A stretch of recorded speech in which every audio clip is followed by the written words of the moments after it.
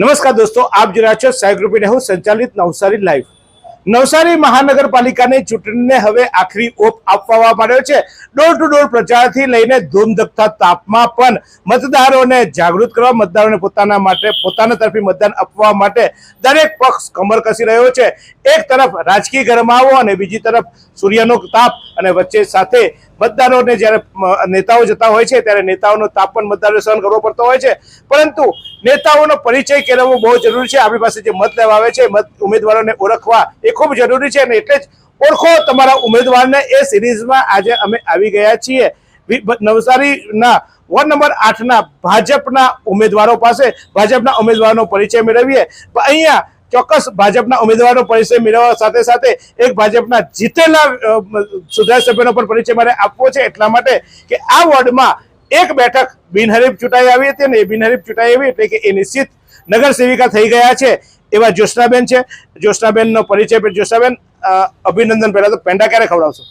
તમે જ્યારે આવશો અત્યારે કહી તો અત્યારે ખવડાવી લઉં છું તમને બેન। મને તો નહીં, પણ પ્રજાને પેંડા ખવડાવજો ને વિકાસના નામના પેંડા ખવડાવજો। પ્રજાને તો જે દિવસે જીતીશું તે દિવસે મેં ખવડાવી દીધા છે, પણ વિકાસના નામના પેંડા ખવડાવજો। અરે વિકાસના નામના બી ખવડાવીશ ને, આજ સુધી નહીં હતી આ પદ પર તો બી મેં કર્યું જ છે વિકાસ। જ્યોત્સનાબેન, આપનો પરિચય, કારણ કે આમ તો તમે તમારા મત વિસ્તારમાં હવે બિનહરીફ ચૂંટણી લડવા નથી જવાના, લોકો પાસે મત માંગવા જવાના, પણ લોકો તમને ઓળખે તો ખરા ને કે આ જ્યોત્સનાબેન કોણ છે?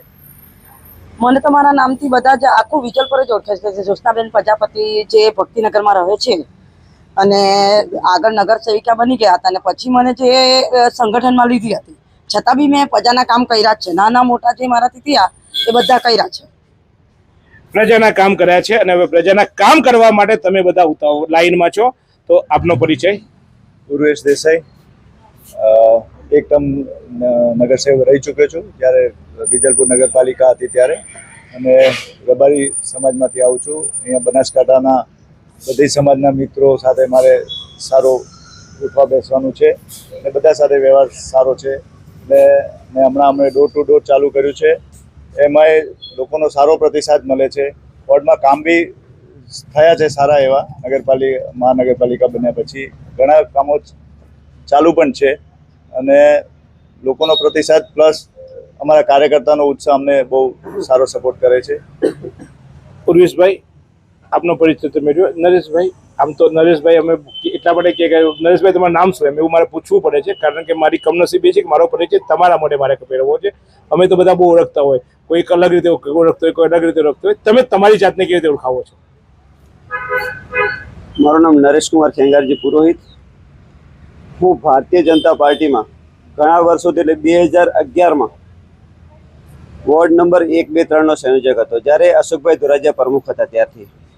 અને સૌ પ્રથમ તો જે અમારા લોકપ્રિય લોકલાડી ધારાસભ્ય આરસી પટેલ સાહેબ, આપણા જિલ્લાના અધ્યક્ષ ભૂરાભાઈ શાહ સાહેબ, તેમજ આપણા પ્રદેશ પ્રમુખ શ્રી જગદીશ વિશ્વકર્માજી, આપણા ગુજરાતના મુખ્યમંત્રી શ્રી ભૂપેન્દ્રભાઈ પટેલ સાહેબ, નરેન્દ્ર મોદી સાહેબનું જે નેતૃત્વ છે, જે એમનો આખું સંગઠનનું માળખું છે, સર્વે મોવડી મંડળનો હૃદયપૂર્વક આભાર માનું છું। એમનો જેટલો આભાર ન માનું એટલો મારા માટે ઓછો છે, કારણ કે પાર્ટીએ મારી ઉપર આ ત્રીજી વખત વિશ્વાસ મૂક્યો છે, અને એ વિશ્વાસ મૂકવાનું કારણ છે લોકો, જનતા મારી સાથે છે, જનતાના આશીર્વાદ મારા ઉપર છે, ત્યારે જ પાર્ટીએ મારી ઉપર વિશ્વાસ મૂક્યો છે। તો જીતુભાઈ, મારો મેઇન હેતુ છે ગૌરક્ષા। લગભગ છેલ્લા 20 વર્ષથી ગૌરક્ષામાં જોડાયેલો છું।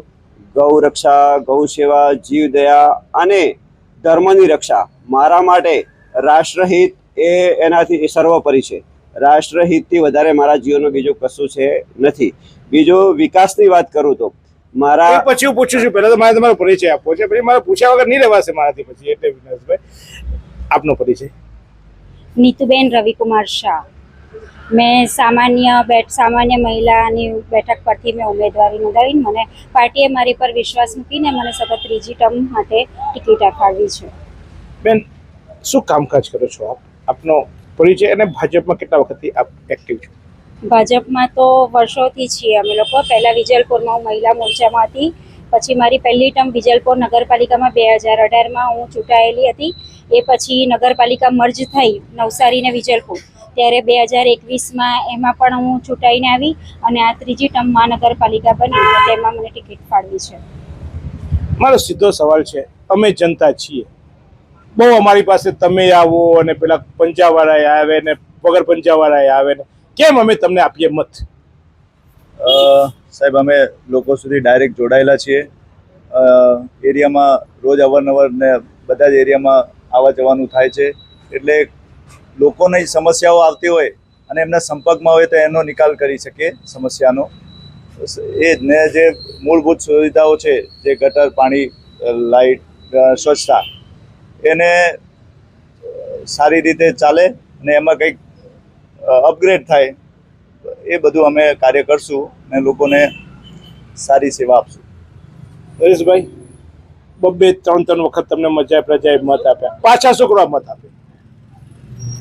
જનતાની ખબર છે કે નરેશભાઈ એક એવો વ્યક્તિ છે અને આખા વોર્ડની અંદર આપ જઈને પૂછશો કે નરેશભાઈની છાપ એટલે 108.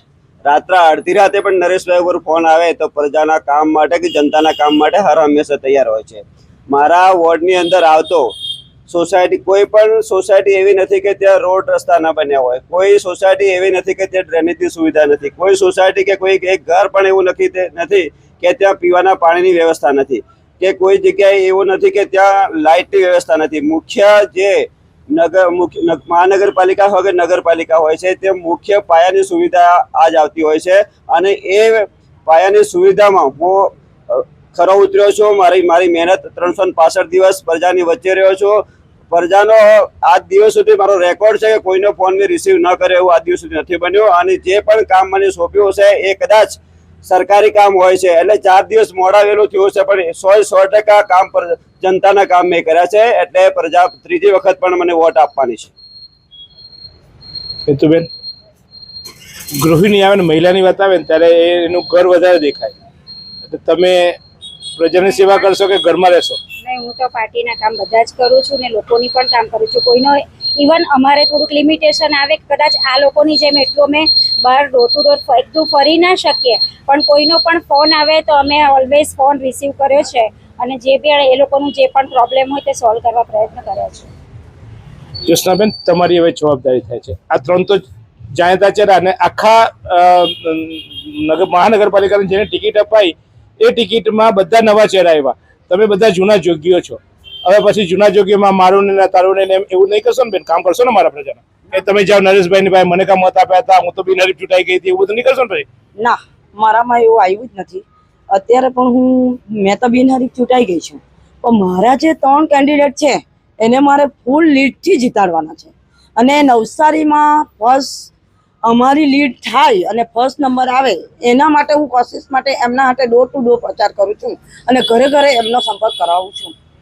તો આ હતા ભાજપના ઉમેદવારો અને તેઓ પોતાનો ડોર ટુ ડોર પ્રચાર કરે છે. પણ આપણી પરંપરા રહી છે કે આ નેતાઓ અત્યારે તો આપણા ઘરે આવે છે પણ પછી પાછા ચૂંટાઈ જાય ને પછી પાછા આવે, કોઈને કમિટી મળી જાય ને કોઈને કઈ આ જાય ને કોઈ આ કઈ ભાઈ એમના ઉત્તર ગુજરાતમાં જતા રહે ને આ ભાઈ એમના પ્રસંગ છે મારે તો જવું પડે ને, તો આપણે ક્યાં જવું?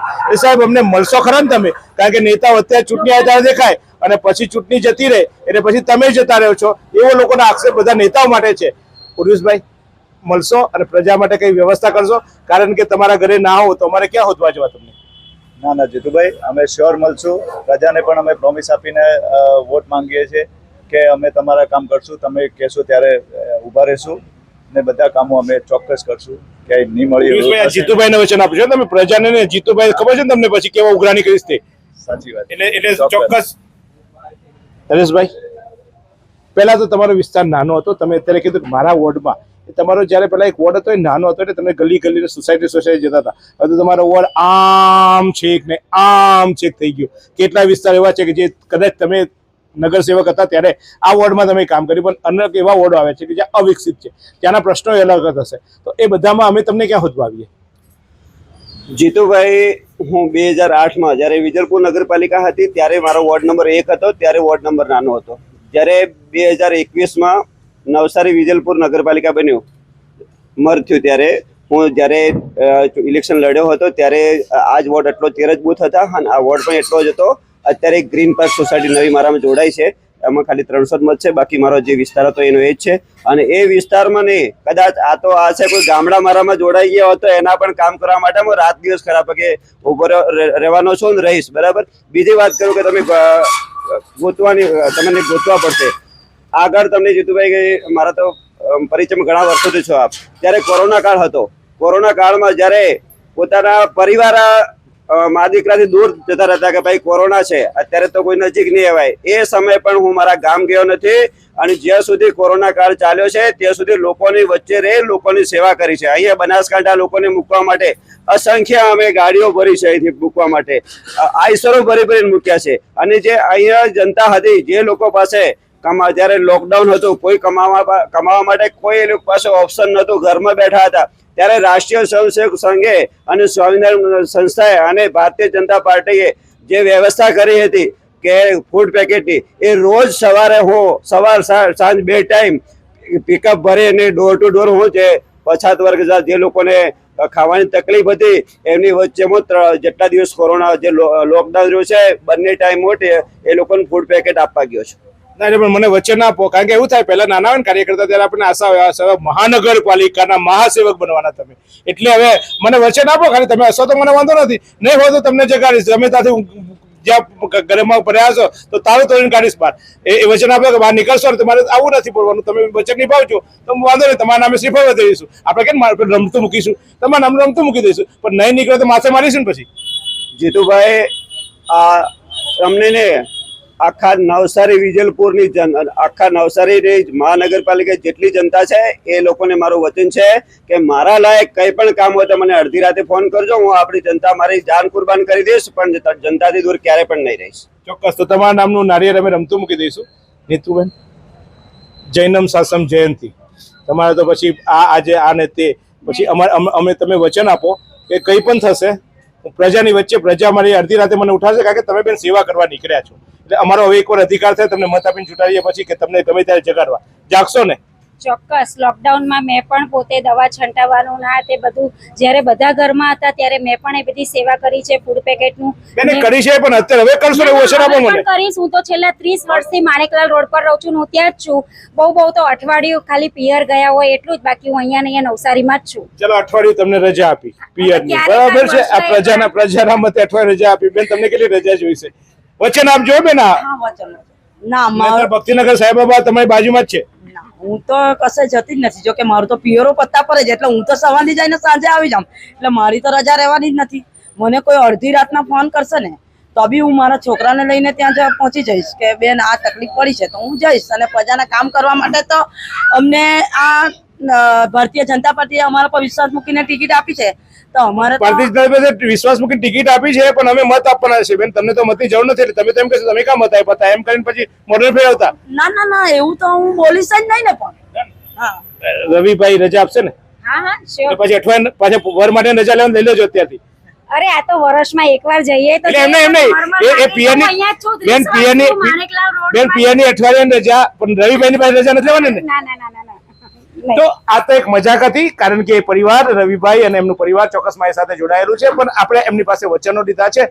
તો ખાસ કરીને આ વોર્ડના જે મતદારો છે એમને મારે ખાસ સૂચના અને ખાસ માહિતી આપવાની છે કે જ્યારે તમે મતદાન કરવા જાઓ આ વખતે, ત્યારે આમ તો નગરપાલિકાની 4 બેઠકો માટે મતદાન હોય છે, એટલે તમારે 4 મત આપવાનો અધિકાર હોય છે. તમને જે પણ આવશે પ્રચાર કરવા એ કહેશે કે 4 મત આપવા, પરંતુ જો તમે ભાજપ તરફી મત આપવાના હોવ તો તમે 3 મત પણ આપી શકો છો.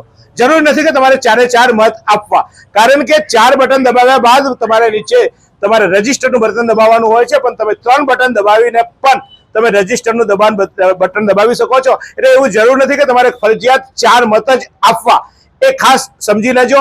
કારણ કે અહીંયા ભાજપના માત્ર 3 ઉમેદવાર જ ચૂંટણી લડી રહ્યા છે, એક ઉમેદવાર બિનહરીફ ચૂંટાઈ ગયો છે. ત્યારે ઘણીવાર એવું થાય કે આપણને એમ કે 4 મત આપવા ને 3 આપણે કોઈક ભાજપના આપો, અને ચોથો મત જો તમે ભાજપ સિવાય બીજા પાસે નહીં આપો તો પણ તમે મતદાન કરી શકશો. તો ચોક્કસ આ બાબતે ધ્યાન રાખજો કે આપણે માત્ર જો ભાજપ તરફી મતદાન કરવું હોય તો 3 મત આપવાના છે અને 4 મત આપવાનો આપણો અધિકાર છે, પણ અન્ય મત જો આપને યોગ્ય લાગે તો અન્ય વિચારધારાને આપશો, પણ અચૂક મતદાન કરજો. કારણ કે જો મતદાન નહીં કરીએ પછી તો આપણને વચન આપ્યું પછી આ બધા કહેશે કે તમે તો કાં મતદાન આપ્યું તે પૂછવા આવ્યા. એટલે આ લોકો તો બહાર ચડી ગયા, આપણે ખબર ને નેતાઓ તો કહેવાતી.